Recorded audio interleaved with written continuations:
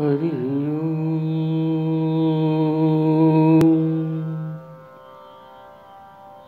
শ্রী শ্রী সদ্গুরু সংঘ দ্বিতীয় খণ্ড গ্রন্থকার শ্রীমৎ কলদানন্দ ব্রহ্মচারীজি মহারাজ। নিত্য নূতন তত্ত্বের প্রকাশ পরতত্ত্ব। আহারান্তে হরিবংশ পাঠ করিয়া কিছুক্ষণ চুপ করিয়া বসিয়া থাকি। ঠাকুর নিজ হইতে কোনো কথা তুলিলেই সাহস করিয়া নানা বিষয়ে প্রশ্ন করি। যেদিন কথাবার্তা হয় সেদিন মা ঠাকুরুনও বাসায় থাকেন। তাহা না হইলে শ্রীধরের সঙ্গে কুতুকে লইয়া দর্শনে চলিয়া যান। ঠাকুর যেদিন বাহির হন আমরা সকলেই তাহার অনুগামী হইয়া থাকি। আর যেদিন ঠাকুর বাসায় থাকেন বাসার অন্যান্য সকলে দর্শনে গেলেও আমি ঠাকুরেরই কাছে বসিয়া থাকি এবং অবসর বুঝিয়া নানা বিষয়ে প্রশ্ন করি। বিকালবেলা ঠাকুর কোনো কোনো দিন আসনেই বসিয়া থাকেন, আর আমাদিগকে ঠাকুর দর্শনে যাইতে তাড়া দিতে থাকেন। কিন্তু নিজে সেদিন উদয়াস্ত একবারের জন্য আসন ত্যাগ করিয়া কোথাও যান না। ইহার তাৎপর্য কি জানিতে ইচ্ছা হইল। ঠাকুরকে জিজ্ঞাসা করিলাম, আপনিও নিয়মিত রূপে দর্শনে যান না কেন? একটুকু বেড়ানো হইলে শরীরটিও সুস্থ থাকে। ঠাকুর বলিলেন, শ্রী বৃন্দাবনে আসার পরই গুরুজি আমাকে বললেন অন্তত 1 বৎসর এখানে তোমার আসন রাখতে হবে। আসনে নিত্য তোমার নিকটে নূতন নূতন তত্ত্ব প্রকাশিত হবে। সেই হতে প্রত্যহই 2-1টি নূতন তত্ত্ব প্রত্যক্ষ হচ্ছে। যতক্ষণ না অন্তত 1টি তত্ত্ব প্রকাশিত হয় আমি কখনো আসন ছেড়ে অন্যত্র যাই না। এই জন্যই আমি প্রতিদিন দর্শন করতে যেতে পারি না। ওটি হয়ে গেলেই আমি আসন ছেড়ে উঠি, দর্শনেও যাই। ঠাকুরের কথা শুনিয়া আমি একেবারে স্তম্ভিত হইলাম। কিছুক্ষণ নির্বাক হইয়া ভাবিতে লাগিলাম, ঠাকুর এ আবার কোন তত্ত্ব বলিলেন?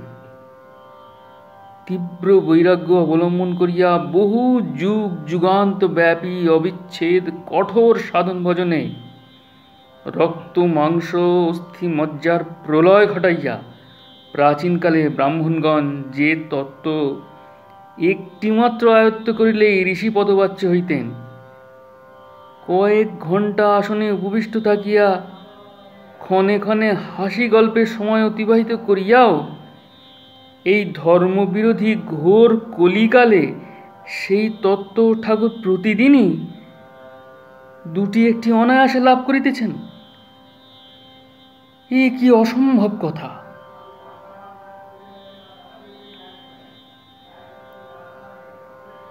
আমি স্থির থাকিতে না পারিয়া আবার জিজ্ঞাসা করিলাম, তত্ত্ব কাকে বলে?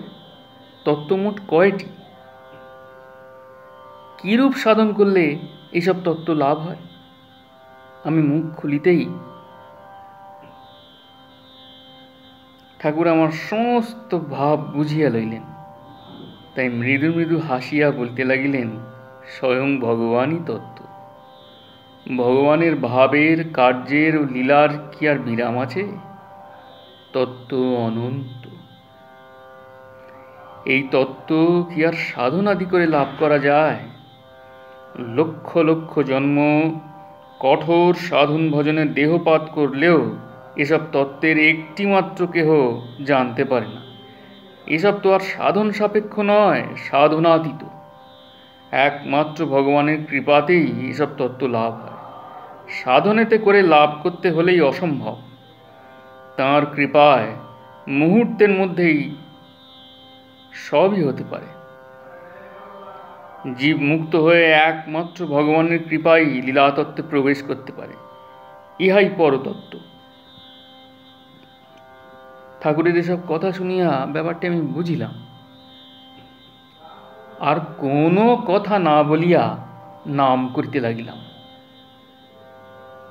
অভিনব তিলক, শ্রী অদ্বৈত প্রভু কর্তৃক সংস্কার। 19শে শ্রাবণ 1297 রবিবার। শ্রীবৃন্দাবনে আসিয়া এবার ঠাকুরকে নূতন রকম দেখিতেছি। ঠাকুরের অভিপ্রায় কি জানি না, উদ্দেশ্য কি বুঝি না, আর তাহার অনুষ্ঠান সম্বন্ধে জিজ্ঞাসা করিবারই বা আমার অধিকার কোথায়?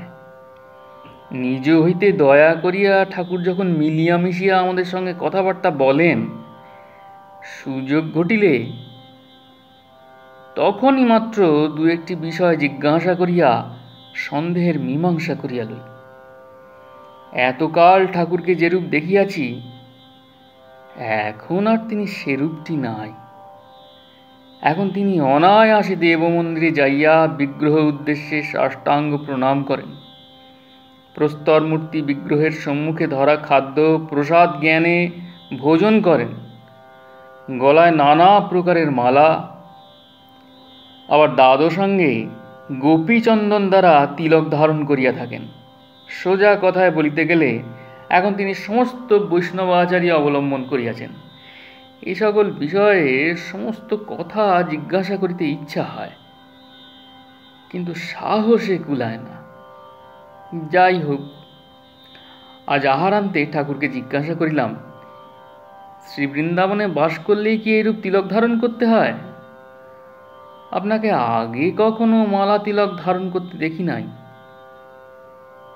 বলেছিলেন আমাদের কোনো একটা সম্প্রদায় নাই, কিন্তু তিলক তো বৈষ্ণবদেরই মতো। ঠাকুর বলিলেন, তা ঠিক। আমি যখন শ্রীবৃন্দাবনে এলাম, তিলক ধারণ করতে আদেশ হলো, তখন কিরূপ তিলক ধারণ করব ভাবতে লাগলাম। কোনো সম্প্রদায় বিশেষের চিহ্ন নিব না স্থির করে একটি নূতন রকমের তিলকের সৃষ্টি করলাম। আমার এই নূতন ধরনের তিলক দেখে বৈষ্ণব বাবাজিরা তুমুল আন্দোলন আরম্ভ করলেন। একদিন গৌর শিরোমণি মশাই এসে আমাকে বললেন, প্রভু, তিলক এই প্রকারে করছেন কেন বুঝতে পারছি না। এরূপ তিলক তো কোনো সম্প্রদায়ের ভিতরেই দেখি নাই। দয়া করে এই তিলকের তাৎপর্য আমাকে বলুন। আমি তাকে বললাম, আমার কোনো সম্প্রদায় নাই, এই জন্য মোহাম্মদের অর্ধচন্দ্র, যীশুখ্রিস্টের ক্রস এবং মহাদেবের ত্রিশূল নিয়ে এই এক নূতন রকমের তিলক করছি। শিরোমণি মশাই বললেন, আপনি সবই করতে পারেন, কিন্তু আপনি যেটি করবেন সেটির অনুকরণ সহস্র লোকে করে একটি সম্প্রদায় গঠন করবে। সুতরাং শাস্ত্র ব্যবস্থানুসারেই করুন না কেন, নূতন সম্প্রদায় আর কেন করবেন? আমার বিনীত অনুরোধ, আপনি এই তিলক ত্যাগ করে যথামতো তিলক ধারণ করুন। আমি শিরোমণি মশাইয়ের কথা শুনে বললাম, এ বিষয়ে যাহা কর্তব্য স্থির হয় শীঘ্রই আপনি জানবেন। পরে একদিন শ্রী অদ্বৈত প্রভু এই প্রকার তিলক দেখায় আমাকে বললেন, তুমি এইরূপ তিলক করো। অদ্বৈত প্রভু এই প্রকারই তিলক করতেন, তাঁর আদেশ মতোই আমি এইরূপ তিলক করছি।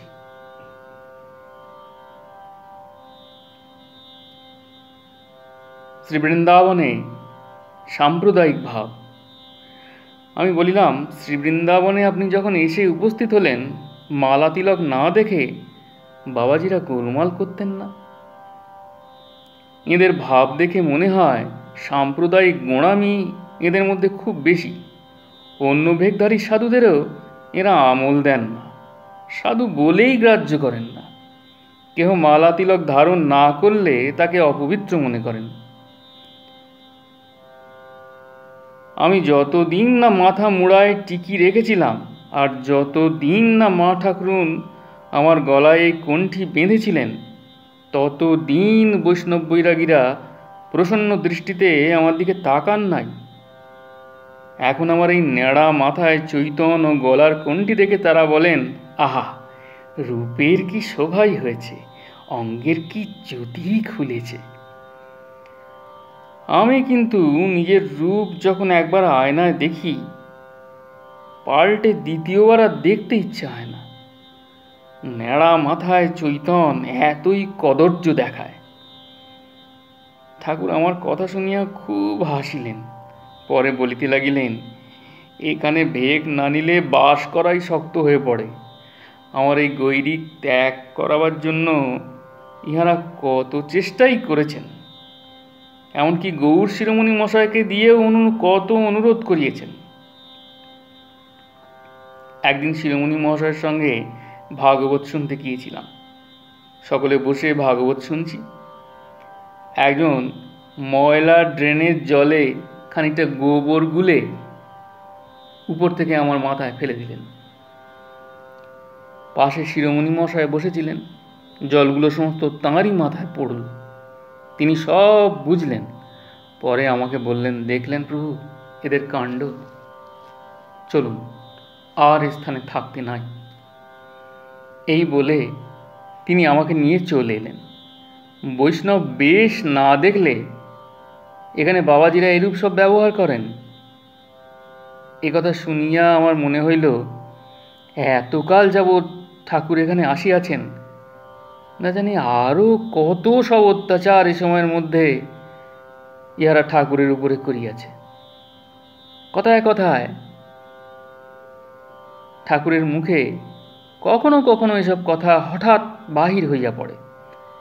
তাহাতেই এক আধটুকু বুঝিতে পারি, না হলে তো এসব বিষয় জানিবার কোনো উপায় নাই। যাহা হোক, দামোদর পূজারী ও শ্রীধর প্রভৃতির কাছে জিজ্ঞাসা করিলেও হয়তো কিছু কিছু খবর পাওয়া যাইতে পারে। এই ভাবিয়া আমি কিছুক্ষণ পরে নিচে আসিয়া উহাদিগকে জিজ্ঞাসা করিলাম, ঠাকুর যখন শ্রীবৃন্দাবনে এলেন তখন এখানকার লোকেরা ঠাকুরকে অপদস্থ করতে কোনরূপ চেষ্টা করেছিল কি?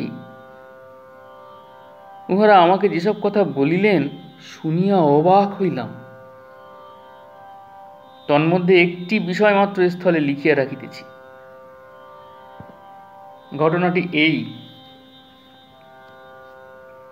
দর্শনে বিরোধী প্রভু সন্তানের উৎকট শিক্ষা। শ্রীবৃন্দাবনে ঠাকুর উপস্থিত হইয়া ব্রজবাসী দামোদর পূজারীর কুঞ্জে উঠিলেন। কয়েকদিন পরে বলিলেন, কাল সকালে গোবিন্দজি দর্শন করতে যাব। ঠাকুর ইহা বলা মাত্র সর্বত্র এ কথা ছড়াইয়া পড়িল। শ্রীবৃন্দাবনে বিষম হইচই পড়িয়া গেল। বাতাসের আগে এই সংবাদ প্রভুপাদদের দরবারে পৌঁছিল। সর্বপ্রধান প্রভাবশালী সম্মানিত বৈষ্ণব নেতা জনৈক প্রভু সন্তান উত্তেজিত হইয়া বলিয়া উঠিলেন, সে কি, এমনি মন্দিরে যাবে? আমাদের এসে দর্শন করলে না, অনুমতি নিলে না। তাকে তো জানা আছে এত সহজেই সে মন্দিরে যাবে। আচ্ছা, দেখা যাক। এই বলিয়া তিনি 3-4টি প্রভু সন্তানের সহিত সমস্ত বৈষ্ণব সমাজকে আহ্বান করিয়া এক বিরাট সভা করিলেন। প্রভুপাদ বিরক্তিভাব প্রকাশপূর্বক সকলকে বলিলেন, অদ্বৈত পরিবারের কুলাঙ্গার, জাতনাশা, ম্লেচ্ছাচারী এক গোসাই সম্প্রতি শ্রীবৃন্দাবনে এসেছে। সনাতন ধর্মবিরোধী ব্রাহ্মধর্ম প্রচার করে সহস্র সহস্র লোককে সে ধর্মভ্রষ্ট করেছেন। এতকাল অনাচারে কাটিয়ে এখন গৈরিক পরে সন্ন্যাসীর বেশে সে বৃন্দাবনে উপস্থিত হয়েছে। আমাদের সঙ্গে দেখা সাক্ষাৎ না করে, অনুমতি জিজ্ঞাসার অপেক্ষা না রেখে কাল সে গোবিন্দজি দর্শন করতে মন্দিরে যাওয়ার সাহস করছে। এখন তাকে মন্দিরে প্রবেশ করতে দেওয়া হবে কি না? প্রভুপাদের প্রশ্ন শুনিয়া বৈষ্ণব বাবাজিরা একেবারে চিৎকার করিয়া উঠিলেন এবং সকলে উত্তেজিত হইয়াই বলিলেন, তা কখনোই হবে না, আমরা বাধা দিব। এই সিদ্ধান্তে সন্তুষ্ট না হইয়া প্রভুপাদ বলিলেন, শুধু বাধা দেওয়া নয়, মন্দিরে প্রবেশ করতে চাইলেই তাকে দ্বারে বিশেষ রূপে অপমান করে তাড়িয়ে দিবে। গোবিন্দজির সেবায়েতের উপরেও এই আদেশ করা হইল। 2-4টি নিতান্ত নিরীহ বৈষ্ণব ব্যতীত সকলেই এ কার্যে খুব উৎসাহ প্রকাশ করিয়া আপন আপন কুঞ্জে চলিয়া গেলেন। রাত্রে আহার আনতে প্রভু সন্তান প্রগাঢ় নিদ্রায় অভিভূত। অকস্মাৎ উৎপাত উপস্থিত হইল। স্বপ্ন দেখিলেন ভয়ঙ্কর এক বন্য বরাহ গর্জন করিতে করিতে ছুটিয়া আসিয়া প্রভু সন্তানকে প্রবল বেগে আক্রমণ করিল। গুঁতার উপরে গুঁতা খাইয়া প্রভুপাদের নিদ্রা ভঙ্গ হইল। করিতে করিতে তিনি জাগিয়া উঠিলেন। পরে একটু কাল বসিয়া হাত মুখ রগড়াইয়া পুনরায় শয়ন করিলেন ও নিদ্রিত হইলেন। কিছুক্ষণ অতীত হইতে না হইতে আবার সেই বন্য শূকর ভীষণ রব করিতে করিতে প্রভুজির উপরে আসিয়া পড়িল এবং ধাক্কার উপর ধাক্কা মারিয়া তাঁকে অস্থির করিয়া তুলিল। প্রভু তখন হাউ হাউ শব্দে চিৎকার করিতে করিতে জাগিয়া পড়িলেন। কিছুক্ষণ অস্থির অবস্থায় থাকিয়া আবার শয়ন করিলেন। এবার আর তেমন নিদ্রা নাই। সামান্য একটু তন্দ্রাবেশ হইতেই প্রভুপাদ দেখিলেন স্বয়ং বলদেবজি বরাহ মূর্তি ধারণ করিয়া গভীর গর্জনে চারিদিক কাঁপাইয়া বিকট দর্শন বিস্ফারণ পূর্বক অতি প্রচণ্ড বেগে তাহাকে লক্ষ্য করিয়া অগ্রসর হইতেছেন। মুহূর্ত মধ্যেই প্রভুজির উপরে আসিয়া পড়িলেন এবং ঘন ঘন নিষ্পেষণ সংঘর্ষণে প্রভুপাদের সর্বাঙ্গ নিপীড়িত করিয়া মুখাগ্র ঘর্ষণে তাহার বক্ষস্থল মর্দিত করিয়া বলিতে লাগিলেন, তোর এত দূর আস্পর্ধা, গোসাইকে মন্দিরে যাইতে বাধা দিবি?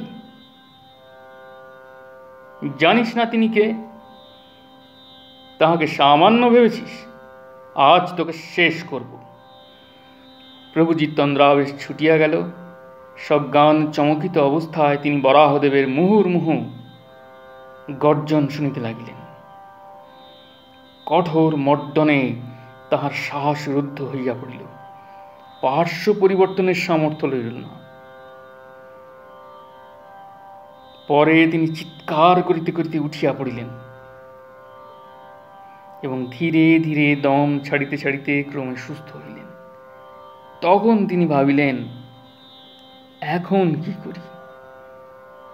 কিসে এই অপরাধ হইতে রক্ষা পাই? শ্রী বৃন্দাবনে শ্রীমৎ গৌর শিরোমণি মহাশয়কে সকলেই সিদ্ধ মহাপুরুষ বলিয়া বিশ্বাস করেন। প্রভু সন্তান তখনই রাত্রিতে তাহার নিকট যাইয়া উপস্থিত হইলেন এবং অকপটে সমস্ত বিবরণ বিস্তারিত রূপে তাহাকে জানাইয়া বরাহের নিষ্পেষণের চিহ্ন শরীরের নানা স্থানে দেখাইয়া বলিলেন, এখন আমার কি করা কর্তব্য, কৃপা করিয়া বলুন। শিরোমণি মহাশয় বলিলেন, প্রভু, আপনি ভীষণ দুঃসাহস করিয়াছিলেন। এরূপ সংকল্পেও ভয়ানক অপরাধ হয়। রাত্রি প্রভাত হইলেই আপনি গোস্বামী প্রভুর নিকট যাইয়া ক্ষমা প্রার্থনা করুন এবং সসম্মানে আদর যত্ন করিয়া তাহাকে গোবিন্দজির মন্দিরে লইয়া যান। পরদিন প্রত্যুষে প্রভু সন্তান তাহাই করিলেন। শ্রী গোবিন্দজি দর্শন করিয়া ঠাকুর ভাবাবেশে সংজ্ঞাশূন্য হইয়া পড়িলেন। তখন ঠাকুরের সেই অবস্থা দর্শন করিয়া বিদ্রোহী দল একান্ত লজ্জিত ও অনুতপ্ত হইলেন। পরে সকলেই মহানন্দে ঠাকুরকে লইয়া আমাদের কুঞ্জে আসিলেন।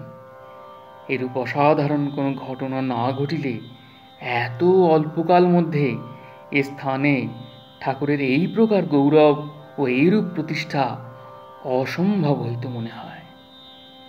জয় গুরু, জয় গোসাই, প্রণাম।